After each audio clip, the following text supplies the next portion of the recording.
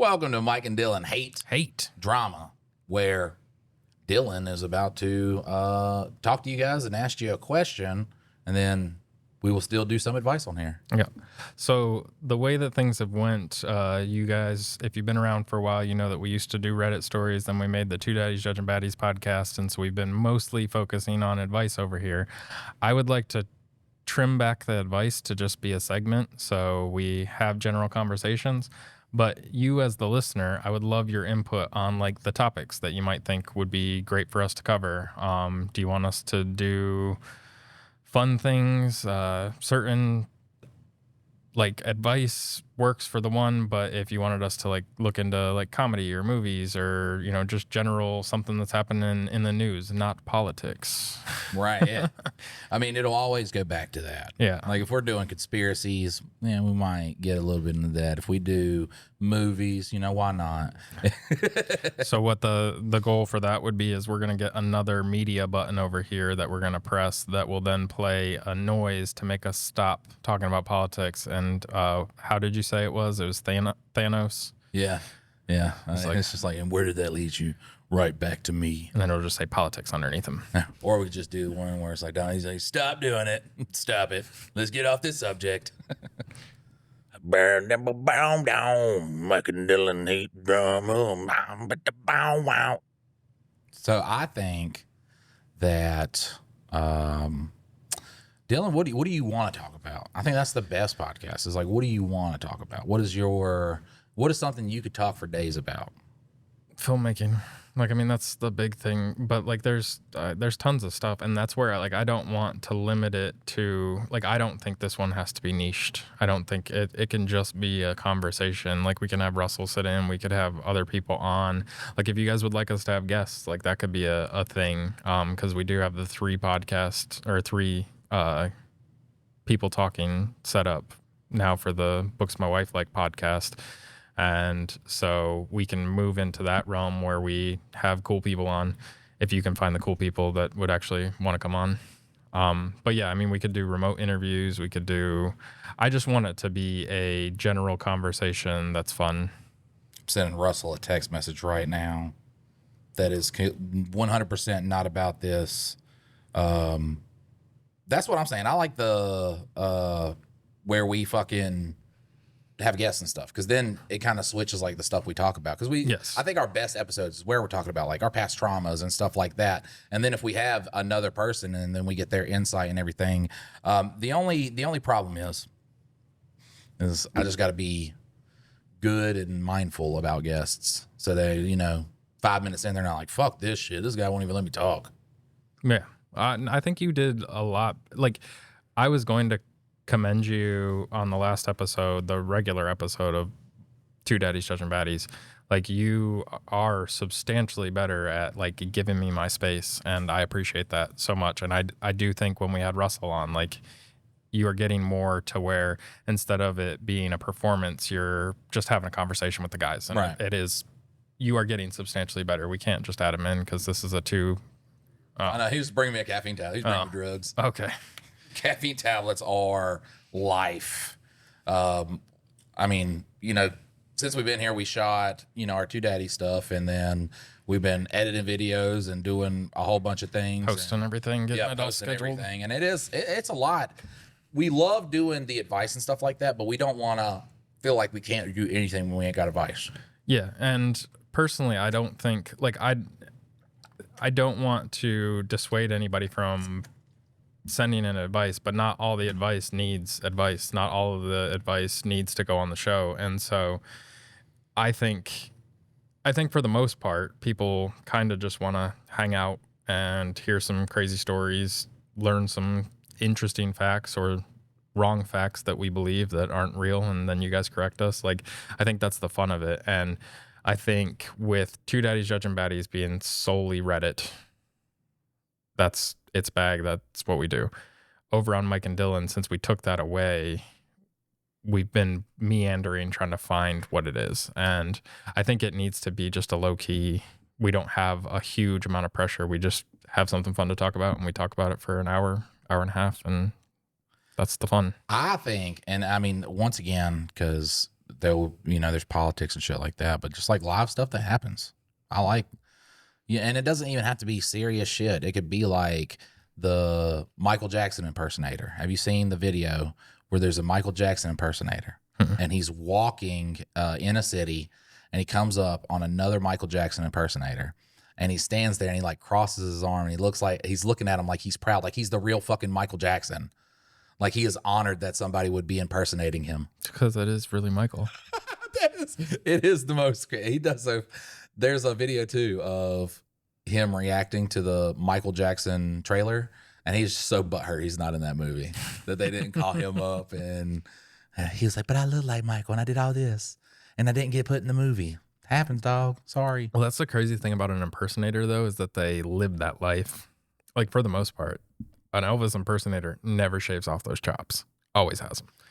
If you're doing Michael Jackson, depending on which era, but like probably you got like curly hair and, you know, you've got the setup, or you could do the slick back ponytail. Like, I mean, but you would keep that all day, every day. You would never cut your hair. I don't know, man, because like if we open up the floodgates of like the guests and stuff, how long is it until I am, you know, no antidepressants, don't do anything. You eat some tallow fat and you'll be okay. I mean, hopefully like 6 months to a year. Yeah, I think at least that, you know what I'm saying? At least that before I'm completely bought in. Well, I mean, you got to get on TRT and then doing alpha greens, drinking Could you imagine me like shredded with my personality? It just wouldn't work. I got to be a little bit fat. Like I can't ever do TRT. Like a good, you know, healthy lifestyle, sure. But I can never just be like the one that pumps all the weights and shit like that. So yeah. So in today's episode, we're going to berate my friend because he's going through some tough shit, and I'm going to fucking quit being weak. Yeah, quit being weak. Quit believing the lies of the one half of the government and believe the lies of the second half of the government. It's just like, dog, both sides of the government lie. So. There's a cool guy on Facebook, and like, so whoa, it's getting political. We don't have the soundbite yet. There's a cool guy on Facebook that I know he leans very hard right, but he is very much like talking about like all the conspiracies, which are not really conspiracies anymore. That's pretty much, yeah, it's real. And it's just cool to see somebody from that thinking is like, hey guys, all of them. I know Candace Owens went that way. Fucking, what's the other guy? Tucker Carlson. He went that way. And it's just like, wow, what a time to be alive. Maybe we could get to a point where we get a little bit of normalcy and everybody holds public servants accountable for what the fuck they do. So you want to hear a crazy thing that I found? Yeah. It was from like a Facebook video or something. So I haven't fact checked this, but I'm pretty sure that they are telling the truth since they made a whole video about it. Guess who is running like the America 250 like celebration, like the party planner? Netanyahu? Who? Another name like in that tier, but he's dead. Charlie Kirk? Mm-mm.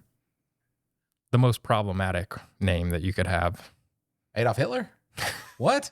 Back it up one. You said they're Jeffrey dead. Epstein. Oh, Epstein. Jeffrey Epstein is the party planner, like a guy named Jeffrey Epstein. Oh, really? Party planner for the 250. And it's just like, hey, maybe we don't pick that company with that guy. I know the funniest thing is I am actually a fan of mixed martial arts. So I have been following the, you know, White House card and everything. So I think it's co-main because they like to put heavyweight fights that nobody fucking cares about. I mean, it is Alex Pereira, and I do want him to win, but they put those above what is probably going to be the better fight. And Justin Gaethje versus Ilia Topuria. Ilia Topuria probably has the best resume in a 3-fight span that you could ever have. He knocked out Alexander Volkanovski, which was super dominant champion. Then he knocks out Max Holloway right after the Justin Gaethje fight where he knocked out Justin Gaethje. And then he fucking knocked out Charles Oliveira to get the 155 strap. So he's like super dominant.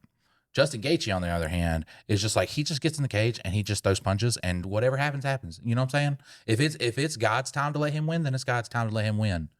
If not, he is literally a human weeble wobble though. He gets hit and he's like Fucking his legs are wobbling, and he's still trying to fight them. Super entertaining guy. So, of course, when you have an older veteran like that fighting this 29-year-old phenom, people are like, man, wouldn't it be awesome if he won? And there was so many, everybody was just Justin Gaethje, we want him to win, everything like that. And then I think he did a post, and it might not be real. It might be one of these things where, you know, you just see it online and it's not a real thing. But he was like, I can't wait to meet Netanyahu when he's there. And then everybody's like, I hope Ilya sends his consciousness into orbit. Like, they immediately, it was just like, bam. All the comments that I've seen on that, I don't know if Justin actually made that comment. Actually, this is why we need like a Jamie. Yeah, Jamie and some TRT. Yeah. So yeah, the Freedom 250 or Great American State Fair is an upcoming White House backed concert series. What is the other name for that? The Great American State Fair. Oh, I've never heard it called that. I haven't heard it, but that's what Google says. Yeah, and so the event made headlines after multiple legacy performers dropped out of the concert, and the late night comedians highlighted that the talent booker for the event is coincidentally named Jeff Epstein. He lost the "re" so that he doesn't get confused with Jeffrey Epstein. Which would you go by if your name was Jeffrey? Would it be Jeff or Jeffrey? I'd try to be cute with it and make it like Geoff. What? It all started when JC. I don't know if he actually said that now, but still, I don't care. So many people are saying Justin. Internet said it was true. To walk out with him. It's got to be fake because now they're saying walk out with him. But if it's true, then honored to walk out at Freedom with Israel leader Benjamin Netanyahu.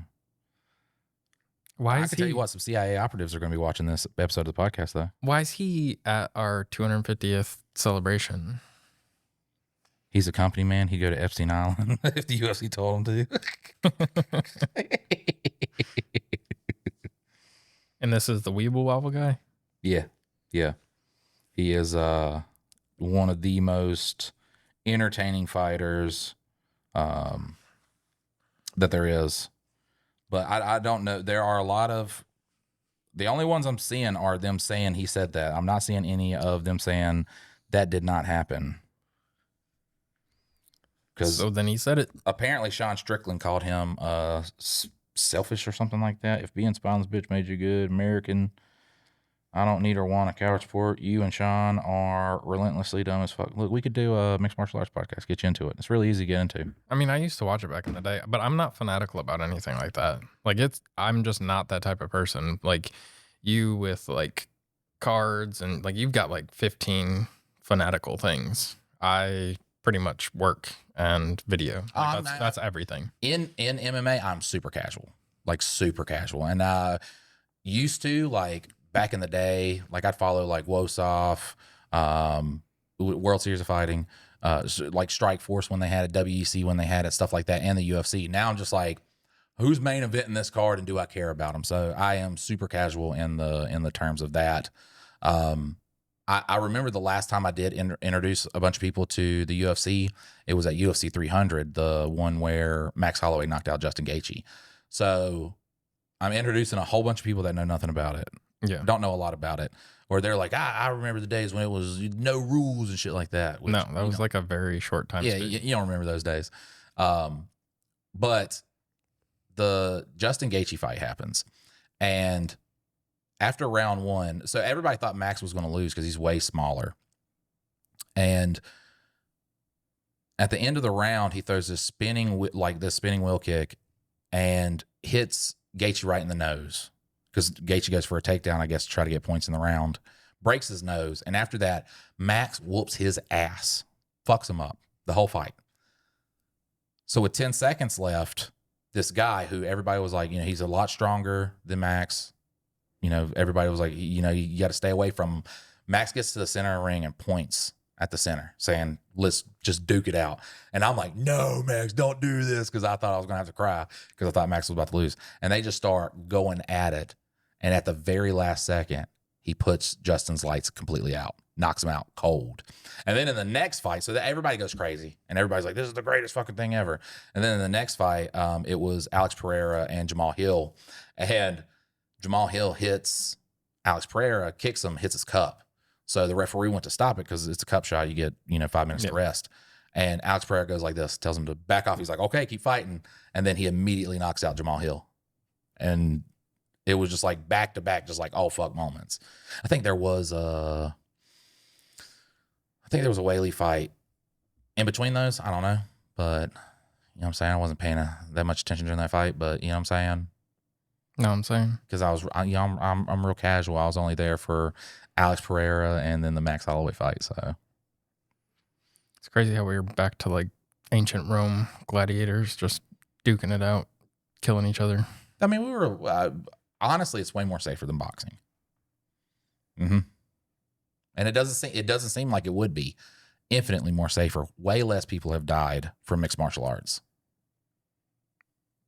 But it's got a way shorter like time frame. Yeah, but people die per year from boxing. There is a per year death from boxing. From what? So I'm going to explain it to you. So in boxing, you get the whole 10 count. You know that? So if a guy just fucking slams you, you hit the ground. Dazed, repeated. You're already concussed. Yeah. Once you get rocked, you are concussed. But if you get up from that 10 count and you're like, oh, I'm good, you can then go out and get hit again and dropped again. In mixed martial arts, a referee stops the fight. Yeah. So as soon as you get, rocked and you're not defending yourself properly, he stops the fight. It doesn't matter if you get hit with a knee. If you get hit with a knee, even if, your orbital bone breaks, it'll heal.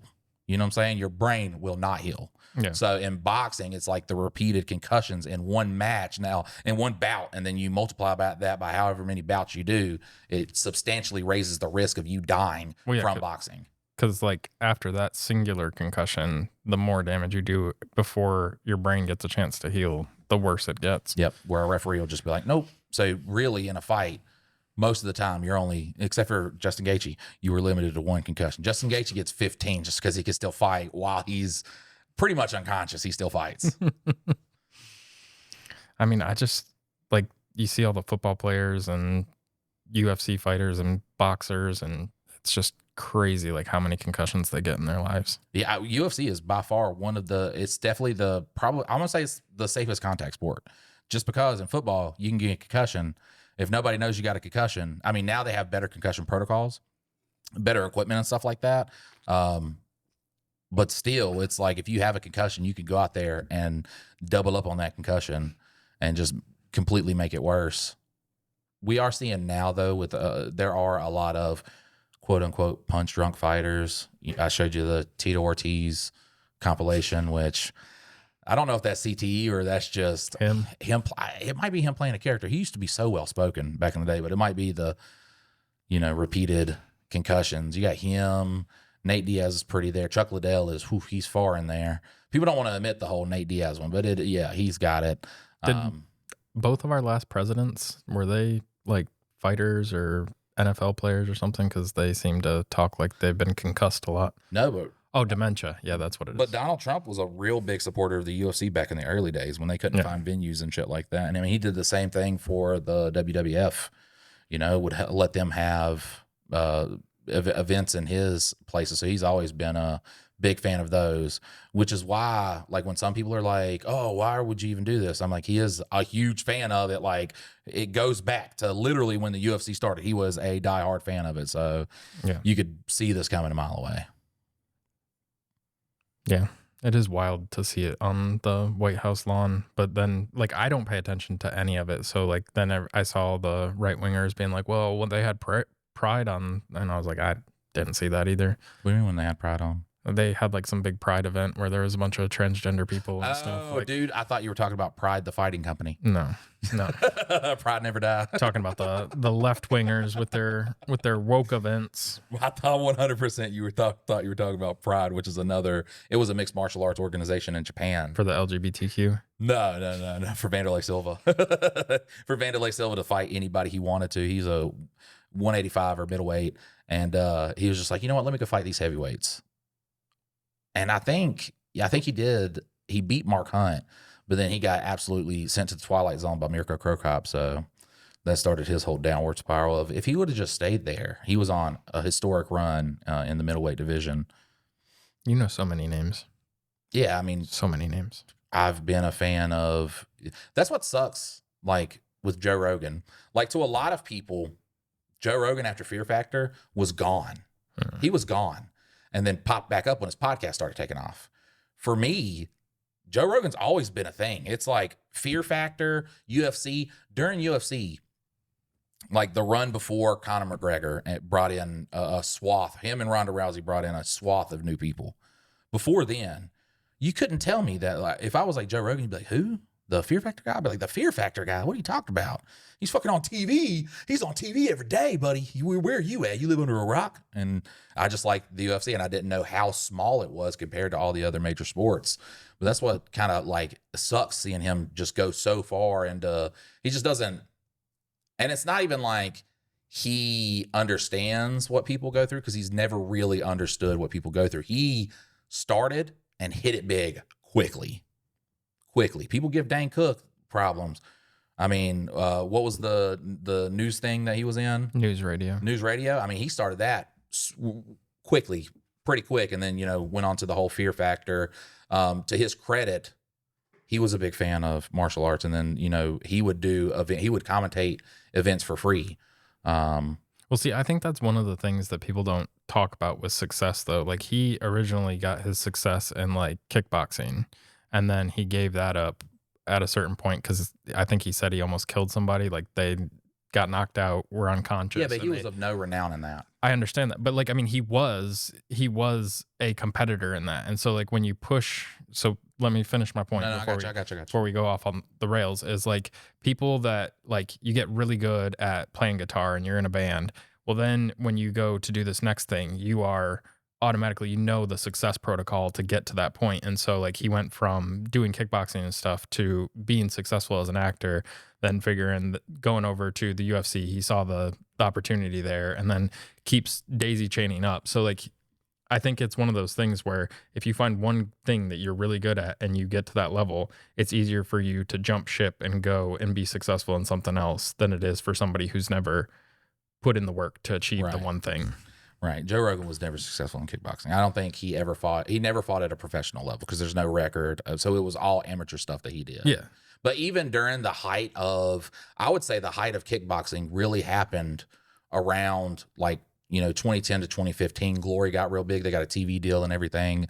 Even then, I mean, you ask somebody to name 5, kickboxers, and unless they heard Israel Adesanya call out Alex Pereira sitting at a bar, they probably didn't know one. So yeah. But I mean, he got there quickly, and a lot. He understood kind of how life worked. And I think, once you get that $200 million, you're living your life how you want to. You're going out hunting, and the only thing that you're getting from people is how they tell you life is. He had a string of shitty fucking, not shitty comedians, but they just weren't popping off. Like, they weren't popping off, and they crutched on the biggest excuse that everybody had was that, oh, well, we can't say jokes. Well, that's a fucking lie, because the height of all this, Dave Chappelle was making transgender jokes, the biggest no-no that you could do, and getting away with it. Why? Because he's funny. Mm-hmm. All these other guys were like, well, you can't do comedy now. And that's what got into Joe's head. It's not even the politicians. That came way later into Joe's thinking with the politicians. It was the friends that, would do shows and stuff like that. And they'd be like, well, you can't do these shows, can't say these jokes. Well, I mean, they did have a point, though. You couldn't go to like a liberal arts college and do certain jokes, and you would get kicked out of there. Like, I mean, it was a thing that like, and that was at the peak of, language policing. And so, yes, there was a time, and I'm not saying that those comedians were funny and that their jokes were good enough to like do well anyways, but you're going to a select audience, a very woke left-leaning students, and then you're saying jokes that would be more comfortable with like the working class at a bar. Technically, the one instance of that was that one comedian who went to, I think, Berkeley or something like that, and he made the joke where, being gay is not a choice because there's gay black people. Like, who woke up black? Which is a very woke joke. Not hard enough. Yeah, that's a very progressive joke, and then he got kicked off stage because of it. So there was that instance. Well, that's because kids are dumb, though. Right. Kids are dumb, and like that's part of it, though. I don't understand how that works, because like they always talk about going to these college campuses and doing comedy shows. The only place I've seen comedians is at a comedy club. I've never seen a But I guess it was a thing for comedians to go around to fucking universities and do comedy shows because that's what they always talked about. That's where they were getting like, kicked out. And you go to the University of Tennessee for that. You don't go to fucking Berkeley. Like you don't go to California and know your audience. You don't go to you do have to know your audience because I'm sorry, the jokes that were okay in 2010 still would not have been okay there. Yeah, they're not going to be okay at these very, I would say detrimentally left-leaning campuses. It would have never worked. And then that's what kind of started Joe Rogan on. They're trying to, police what we can say and everything like that. And then the biggest fear was from the whole cancel culture thing was that we were eventually going to go into a police state, which is hilarious because now we're in a police state. And they're okay with us being on a police state. And I'm like, what is happening? But politics. All right, so we're going to take, it's advice time. This is how we're going to do it. Yeah. We have and then we have listeners who want advice. Yeah, so we'll still do these, but we're just going to make it a segment instead of the whole thing. Yeah, but you see how fun that is to talk about shit like that? I love it. So I think I'll do an advice and then you do an advice, and that's our advice segment. If we have a guest and they're real good, y'all would know now. We're saying it now in this episode. But if we have a guest and they're doing real good, maybe we won't do advice. But if we got a guest and we're like, all right, advice time, you're like, yeah, this guest sucks, dude. We didn't mean that about you, guest, that we didn't. We did advice during your section. They don't watch this podcast. They don't watch this podcast, bro. So this is from Crystal with the blue hair. The title is Batman, Selena, THX, and Baymax. Love Baymax. What is this, a video game? No, Baymax from Big Hero 6. Yeah, but THX, isn't that no, that's THQ. That's the sound at the beginning of a movie. Yeah, I got THX and THQ confused. You want more stories or advice? Well, I don't need advice unless you know the best way to find a 40-year-old biker Marine with tattoos. Yeah, me either. Instead, I have a story for you. This one ties into the story of the dad whose wife died and who put his stepdaughter into a care facility for adults with special needs. Mike's catching strays on this one. So many. God bless America. They were I thought they were going to burn me to the ground. No, it was me. Oh. They were like, Mike, you can't use your... And I was like, I even admitted. I was like, yeah, I got tunnel vision with that one. I did. It happens. That's the thing about this podcast, though. It's not edited. Well, I think the thing with it is that, it was one of those scenarios where nobody was really the asshole. It was a tough scenario, and, they did the best everybody... And yeah, it wasn't really just Mike was the asshole. No, you weren't. With all them comments. But you were thinking from your perspective. And I think that was one good thing that they brought, or one of the commenters brought up, is ultimately the mom was kind of the asshole for not having that plan set up and not having a good relationship with the stepfather and the daughter to make it work if she were to be gone. And that should have been planned as soon as she had her kid, so that in case of emergency, she knows her kid's taken care of. Right. And that's really kind of the biggest fuck up of the whole story. Dead mom, asshole.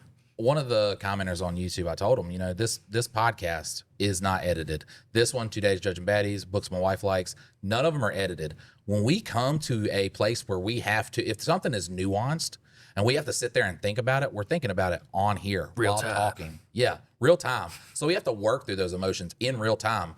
Are we going to give shitty takes? Absolutely. All the fucking time. Is that necessarily the take we would go with after thinking about it? Probably not. No. Probably not. But here's the thing, too, is I don't give a fuck. I don't give a fuck. Learn. So what I'm going to say is it was absolutely that stepdad's responsibility. And I hope, and yes, he deserves to die, and I hope he burns in hell. All right. Back to the advice. Instead, I have a story for you. This one ties into the story about the dad. Oh, yeah. During my bachelor program, I had to complete an internship in a social work setting. My field placement was at a local elementary school in a higher functioning special education classroom. There were 2 classrooms to make sure the kids' needs were being met based on their level of functioning. There were 2 students with Down syndrome, Batman and Selena. I find it very disrespectful we're calling them Batman and Selena. You can't give them superhero names. It feels like well, if they identify, I think she's saying that one really likes Batman. So. That's another thing too. If we get into a terrible joke, I did not have a way out of that joke, and I'm so glad you interrupted me. I'm sorry I interrupted. Breach. Y'all get that with the episode of 2 Days Judge of Baddies. Bonus episode, yeah. But that's going to be a secret joke. That is, yeah. Preach. I can't wait till I read this. And I'm sorry, this is long, blah. Preach. All right. Batman. Well, he loved Batman and carried a tablet around. We'll call his talker. He was mostly nonverbal, but you learn to understand him and communicate him without the talker or sign language. That's so fucking adorable, though. When a special needs kid makes their whole identity about a superhero or Johnson, it's the fucking cutest. It's the most fucking adorable. And anytime I see it, man, if I see like, a nonverbal kid or a kid with Down syndrome somewhere, zoo or something like that, I'll be following. I'll be watching the parent. I'm like, you better be a good motherfucking parent to that baby right there. He's got a fucking Spider-Man backpack on. He's like fucking web slinging and shit. I'm like, that parent better be good. 9 times out of 10, they're always good. So why can't you just do that as an adult? What? You just dress up as Spider-Man, just out there shooting webs and. Not a Spider-Man fan. It's kind of the lamest out of the. Once, like, if he could shoot webs, yes. But all the new ones, Andrew Garfield's and Tom Holland's, they need the equipment. Well, that's the original way. The only one that can actually just shoot it out of is the one that we Tobey grew Maguire, up with. yeah. But that's the only one. In the comic books, he made a unit that.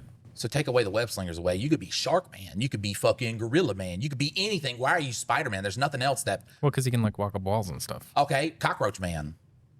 Lizard Man. Scary. Yeah, you could be anything besides Spider-Man. Yeah, the webs are the only thing that makes you Spider-Man. That is the only... And I'm just like, I don't fuck with that. Touche. Thank you. I'm so glad somebody sees it my way. Come on, Stan Lee. God rest his soul. So we're watching the Marvel movie, so I have to explain that to the kids every time Stan Lee pops up. Well, I always thought that it was just built into his wrist too. Like he developed that feature because of the Tobey Maguire ones. But like once I saw and then like I think even like the Amazing Spider-Man, the kids one, and like all those things. Yeah, explain it scientifically. Oh, okay. Yeah, in this movie where we have a god of lightning and then a guy who was in an iceberg and he thawed out. And then we have a guy who doesn't have really any powers. He's just good with a bow and arrow, but he's lived really through all rich these, guy. Right. We've had way more stronger people die than guy with bow and arrow. And then girl that wears tight latex suit that also is just martial arts, real good at no powers. And then a rich guy that saves them all. Yeah, rich. Just rich guy. That's all we need is we need one rich person to be like, I'm gonna build a suit, and then it's like, oh man, rich people always get the good shit. Batman, fucking Iron Man. All right. Then there was Selena, who was going to be as good a singer as, you guessed it, Selena. She was verbal, knew sign language, and knew the entire dance to Nay Nay and Crank That Soulja Boy. I promise you she could have done it in her sleep. Both of these kids were incredibly smart. They knew right from wrong and understood positive and negative behaviors. Even on their bad days, they smiled and made the best of things. One day, Batman got sick midway through school. He didn't want to miss out on a day while waiting for his mom in the nurse's office, so he walked around holding a trash can and his talker, doing his best to stay involved. That's so cute. That is. Both kids had parents who worked hard at teaching, inspiring, and pushing them towards independence. Down syndrome is like autism in that it exists on a spectrum. While that spectrum can suggest ability, intelligence, and independence, those things constantly ebb and flow. Case in point, there was a boy, let's call him THX. You know, the movie company that used to play that THX sound at the beginning of the movies? He loved that sound. Mm-hmm. My son, he'll go dum-dum or doobie, doobie. He started in the lower functioning classroom with a diagnosis of autism, and by the end of the school year, he was in the classroom where I worked. With the support of his parents, teachers, and outside resources, he became independent enough to move classrooms. He also became very verbal. While the teacher, paraprofessionals, and I helped these kids become more independent and learn right from wrong, good consequences and bad, we couldn't have done it without their parents. Their parents helped create the structure and boundaries we maintained and worked alongside to teach behavior modifications. Are these kids always going to be angels? Most definitely not. They are going to push buttons and test patience. Every day in some way, they will. Because they're human, and human regress when life throws something at them. Hell, after I graduated and started working at another school that Batman's sister attended, he saw me one day and literally jumped out of his mom's car window, and he came running towards me screaming, "Batman Crystal, Batman Crystal." Then he dragged me over to inspect his mom's car, which was yellow Volkswagen Bug that he loved, and explained how cool it was that he got to sit in the front seat. His concept of safety flew out the window right along with him. Special needs kids are not for the faint of heart. They're not for the heartbroken either. They require an incredible amount of energy, time, patience, behavior, modification, adjustments, preparation for change, and emotional, physical endurance. Some kids don't learn muscle resistance, so their strength can be unfathomable, like a mom lifting a car to get her child. So can we pause there? Mm-hmm. I just want to say thank you, Crystal, for being such an eloquent writer. Yeah, Jesus Christ. There's not been a stumble or a misstep in Mike's talking because it is just written very well to be read. Beautifully. Now I'm going to fuck up. Gotcha. Now I'm going to fuck up. I'm sorry. If parents don't do everything they can do to shape and modify behaviors, those lessons don't magically appear through school and social interactions alone. I miss the kids in that classroom. I miss their antics, their favorite things, Batman, Selena, THX, even Baymax with his signature fist pump move. Honestly, these kids made it easy for them to name the stories I share. Ba-la-la. Oh, is that it? Yeah. Okay. Ba-la-la. And you say that too? Mm-hmm. These kids found anchors in sounds, movements, characters, and routines, and those anchors became driving forces in their lives. They had opportunities because their parents pushed them beyond their diagnosis, and if that isn't one of the most incredible things to witness, to see someone overcome a diagnosis and not be defined by it, I don't know what is. I understand Mike's anger when it came to the stepdad dropping a stepdaughter somewhere that was subpar at best. I also understand that his wife still had family who could have helped pay for a better place or taken her themselves. From the story, it sounds like mom didn't push her daughter to learn some type of emotional regulation or worked with local resources to give her daughter a chance at growth and change. Now the daughter is in her 30s and struggling because of it. She hasn't learned how to redirect her emotions into something productive or express them in ways that don't cause physical harm. She needs the kind of care a facility can provide, but finding that facility should be a joint effort between the stepdad and the wife's family. Many facilities work with insurance and disability benefits to help cover housing costs and food. I don't think he spent much time looking for resources. I think he threw a dart and wherever it landed became the winner. To end the submission, I want to share one of my favorite quotes. Nurture pushes and pulls nature into shape. With all the stories you guys read and all the stories I read and send your way, I see that quote playing out in real time more and more. Until the next time, guys, hasta lasagna, don't get any on ya, Mission Impossible reference, the one and only Crystal with the blue hair. That was beautiful, yeah. Yeah, bravo. Thank you, Crystal. Bravo. Which I did say, it was a failure by the adults. The whole family. Yep. By the adults in this situation. And I mean, at that point, like I said, I could understand why he would send her there, but he did know nothing. Like, if taking care of the stepchild, you know what I'm saying? Yeah. Doesn't necessarily mean he has to do it. You know what I'm saying? He has to be there day in, day out. But finding that right facility and working with people, because him going, I can't afford it. There's so much help out there for special needs kids. So much help if you go looking. Yeah. I mean, I think the only thing that I would say in his defense on that is, like, he did just lose his wife of like 30 years and he's dealing with that like in the day to day. Right. So how much extra time does he have? And not that it makes it right. Like, none of it is right. It's the shittiest situation to be in, but like, there has to be some empathy on his side for the fact that no planning was done, because the promise that he made was that he was just going to take care of her. And that didn't play out to being the reality of the situation because of the mom, ultimately. Right. Like, I mean, she was the head caregiver that was responsible for all that growth and nurturing and learning how to, redirect your emotions and things like that. And I feel like that's the biggest failure. Mom dropped the ball on that too. So. Well, that's what I'm saying is mom ultimately kind of left stepdad with a shit position. Like, hey, don't put her in a facility. Well, I don't want to, but like, also she only reacts well with you. Like, you're the only person that has that ability to like work with her. And so my biggest thing is because people are like, well, you can't get your situation with your son out. And I'm like, that's right. Yeah. Because I'm not going to fail him while I'm here. Yes. So I'm going to do everything in my power to give him the best chance for when I'm gone. Well, and that's, for when he doesn't have mommy and daddy, So, well, that's what you do on a day to day is you don't say because he's autistic, everything's fine. You still raise him just as if he's like your daughter or your other son. Like, there's nothing different about that. Like, the difference comes in with like how understanding you are and the way that you interact with him. But overall, you're still teaching him as a father like you did with your other two kids. There's nothing like, yes, he is different, but you still kind of expect similar things out of him, and you give him more grace and patience and empathy to learn those things. but you still try to help him learn those things. It's not just a free pass like, oh, that's who he is. Well, I mean, you saw it when I told him that, because Dylan saw firsthand when he doesn't want to stop doing something that he loves to do, he'll like claw my face and stuff like that. And I sat on, I was like, now you got to sit here. But then I think Dylan let him use a ukulele, and he was just like, he went right over to the couch and just started singing songs and stuff. Yeah, like, I mean, immediately was singing like Twinkle Twinkle Little Star and different things, like just strumming on the just ukulele. Playing it.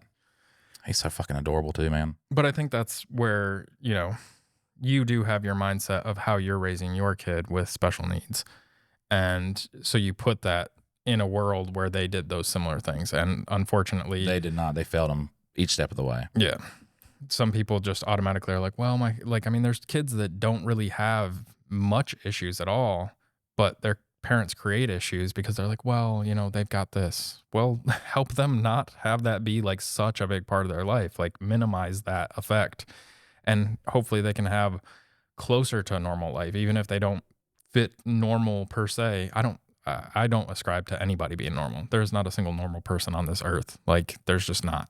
There's differences of what is accepted as normal, but there's not a single like definition of it. And so like weird kids with special needs, like all the kids have some sort of community or somewhere that they belong, that they can fit in, that they can take part in for the most part. I think one of the funniest things too is for a minute there, around like 6 or 7 years old, my middle son would be like, well, I have autism. And I'm like, because you can say that and tell me that and use that as an excuse for why you did what you did. It does not mean that that 100% means that is not the reason why you can't do X or Y. You know where you learned that trick? Where? You.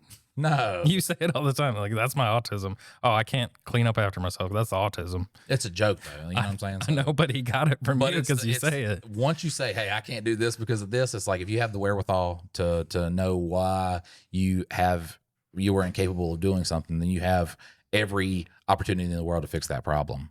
You're going to read this Goatman story, right? Goatman next? Yep. Goatman. All right, so this is from the Goatman, ... 507. We were right. The day justice was metric. We both agreed on 507. Did we? Yeah. There was no fight in that. Run the tape back. Russell. Yep, we agree. It's me, Dylan. Yeah, I don't think it's 507. I think it's something different. Wow. That is how you would remember it. 100%.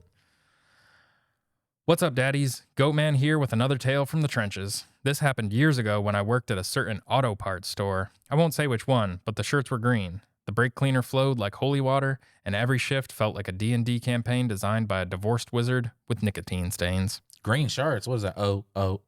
O'Reilly's Auto Parts. Probably. Because aren't AutoZone and Advanced Auto both yellow red? And orange, right? Or I thought one was yellow, one was orange. Is one yellow? Advanced, their text is yellow, but the outside of their building's still red. But anyways, he did not name drop it, so I can look up and... Yeah, I think it'd be O'Reilly's.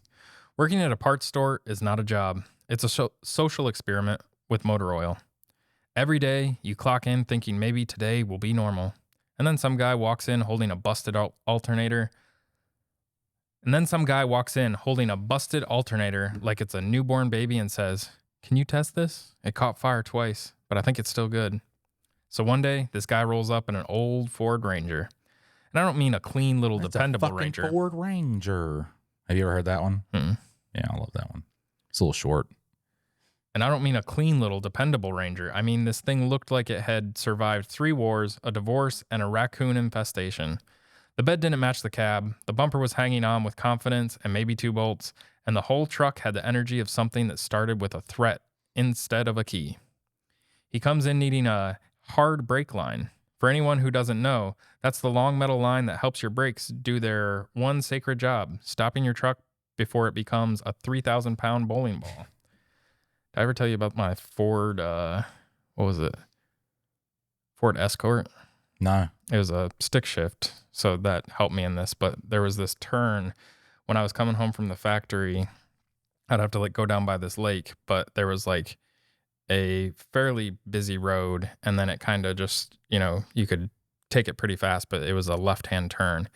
And so I'm coming through. There's a stoplight right before that where a road connects. And then like right 100 yards up the road, not even, is like where I'd take a left. Well, as soon as, luckily the light was green.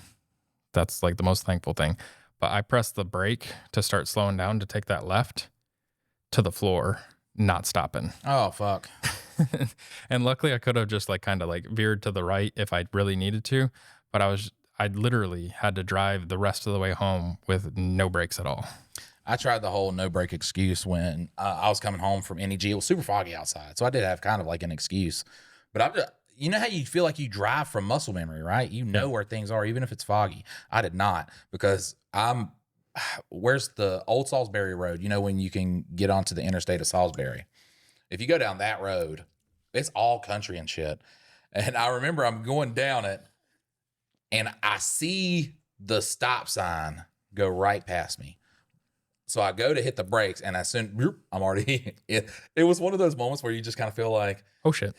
You want to know how, hey, you're probably wondering how I got here. Like, it was one of those. And then I hit it, like popped the bumper down a little bit. We could just like fucking hit it back up and shit. But I remember when I got home, I was like, do I tell her or do I wait until she goes to Walmart? I'm like, babe, What'd you do? Yeah, what'd you do, man? We're driving this. Somebody back into you or something? What? But as soon as I saw that, because it was just like, you can see nothing, and then stop sign. And I was like, oh.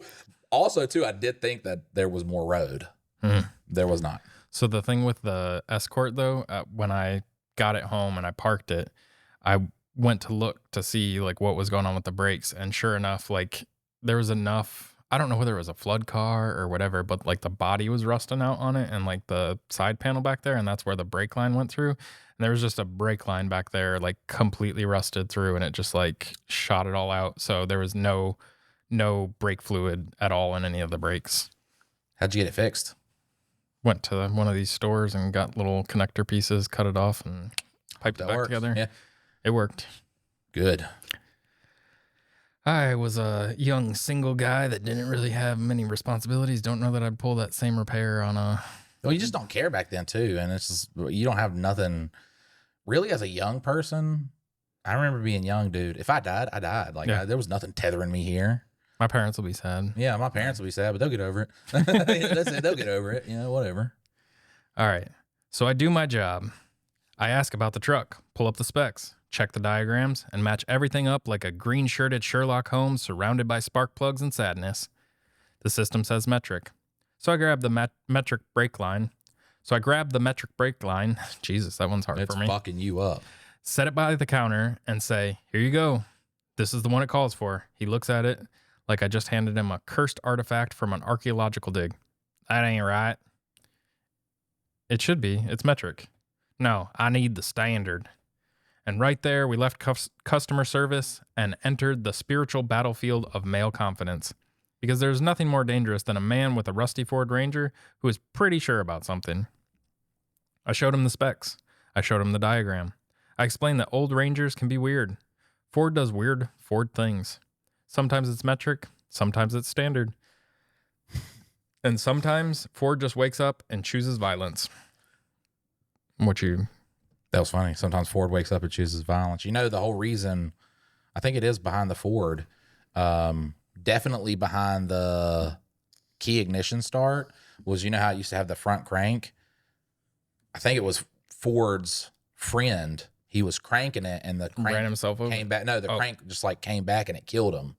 So he was like, nah, I'm going to fucking do something so no one else dies from a crank. So that's why he started doing the ignition. He was a very interesting Nazi sympathizer. Was he a Nazi sympathizer? Dude was thoughtful. He was a good friend. Nobody could take that away from him.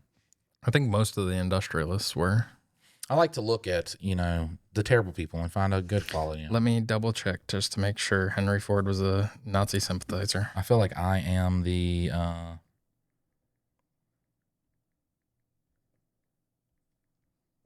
Oh, there, Jamie sent us...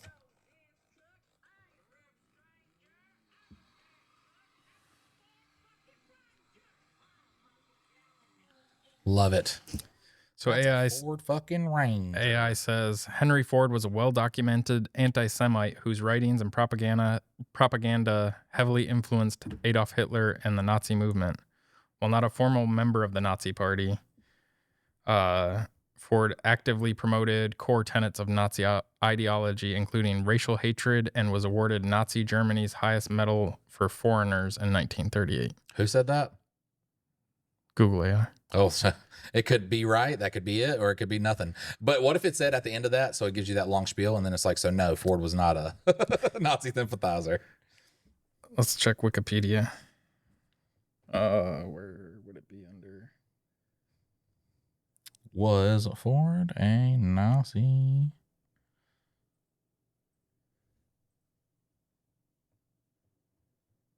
Anti-Semitism and Henry Ford's The International Jew. I just know that he was pretty, I think he still funded stuff. Ford opposed war, which he viewed as a terrible waste. Oh, he blamed the Jews for war. Yeah, in 1915, Ford blamed German Jewish bankers for instigating the war. Jesus fucking Christ, if they just stopped being mad about being put into fucking camps and shit, then we don't even need a war. I don't think the camps were back then. Oh, no, it wasn't. This was World before War II. That was before World War One, wasn't it? Yeah, that was in the World War One era. And then World War II was around the 30s, right? Yeah. I'm going to say 38 to 45. I'm probably completely wrong about that. Ford continued to do business with Nazi Germany, including the manufacture of war materials. Oh, it was 1939 to 1945. I was so close on that, the dates of World War II. And when did he post his little... Well, that was back in the 1915 when he was talking about the World War One. World War One started in 1912, didn't it? No. When did it start? 1918. War One. 1914. 1914. I was close. Close, but no cigar. It ran from 14 to 18. See, this is the chaos that I want Mike and Dylan drama to be. Where we're just Googling shit on our phone. Yeah. All right, let's get back to the Goatman story. What was it about? Nazis. Yeah, this is all about Nazis. But this man had already made up his mind. He didn't want the right brake line. He wanted the brake line his soul had chosen. He had spiritually bonded with standard fittings. At this point, the other customers were pretending not to listen, which is my favorite part of any public argument. One guy was reading the back of a bottle of fuel injector cleaner like it contained the lost gospel. Another guy was staring at pine tree air fresheners like he was deciding which scent would save his marriage. You're such a good writer, dude. He's such a fucking phenomenal. He's real good at it. Meanwhile, I'm trapped in a hostage negotiation over thread pitch. Finally, I say, all right, fine. Because sometimes in retail, you don't win by being correct. You win by letting someone go outside and be wrong in the privacy of their own driveway. So I give him the standard line. He leaves. I think, cool, that's over. But it was not over. Because in the land of auto parts, every bad decision has a return policy. A little while later, here he comes again. Same guy, same Ranger energy, same storm cloud over his head. He storms through the door holding the brake line like a wizard staff. And I'm half expecting him to slam it on the counter and summon the ghost of Henry Ford. Nazi. You sold me the wrong one. And I'm standing there thinking, no, sir, I sold you the wrong one after you argued with me about the right one.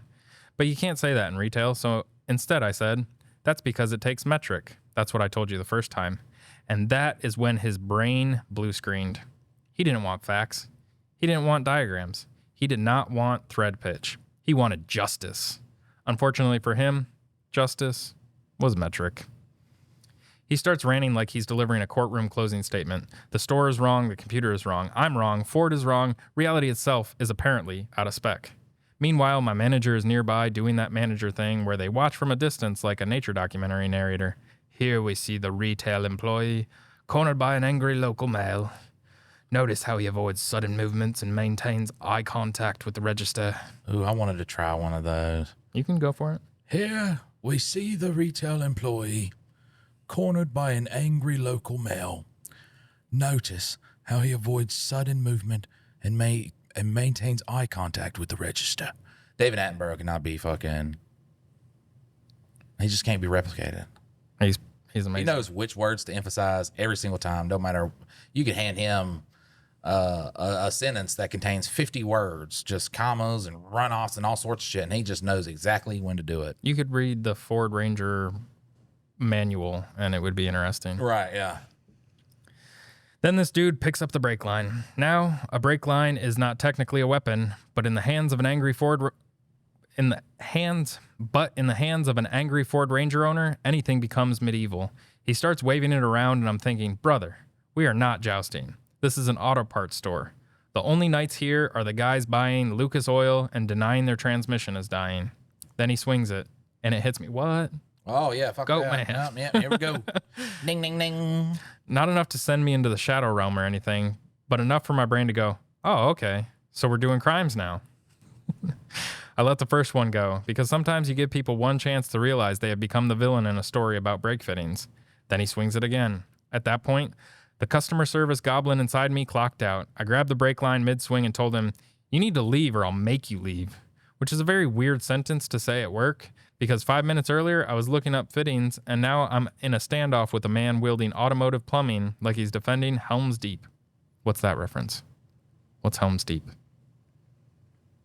Google. God bless America. Why is my brain going Game of Thrones? It's not Game of Thrones.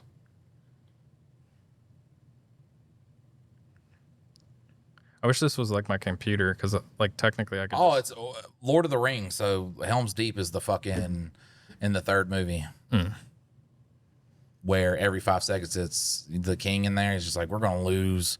We should all just give up and go home. Every time there's just like a little sad that's what ruined the battle for me. It's just he's just so, oh God, we're gonna die. I was like, dude, shut up and fight. There we are, me holding one end of the brake line, him holding the other. 2 grown men locked in the dumbest tug-of-war America has ever produced. And the whole time, the answer is still metric. This is the best part. This man is trying to fight me with the wrong part. Eventually, he calms down just enough to realize that assaulting the guy who knows where the correct brake line is might not be the strongest strategy. So after all that yelling, all that drama, all that ancient Ranger rage, he finally does the unthinkable.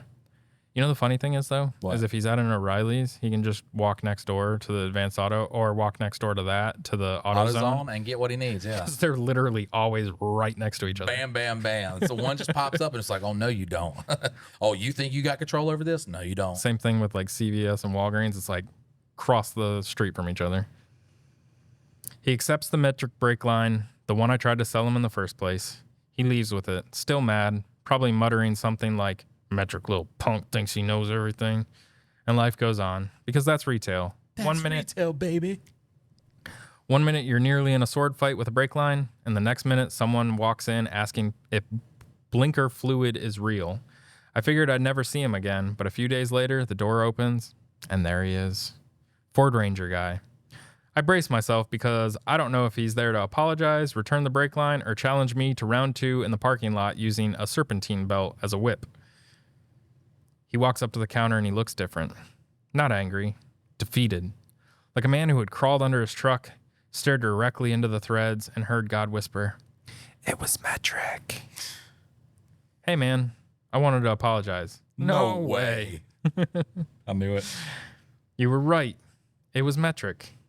And let me tell you, I wanted to be mature. I wanted to be professional. I probably said something like, no worries, man. It happens. But inside, I was standing on a mountain in a lightning storm, holding that brake line above my head like Excalibur, because he came back and said the words every parts store employee dreams of hearing. You were right.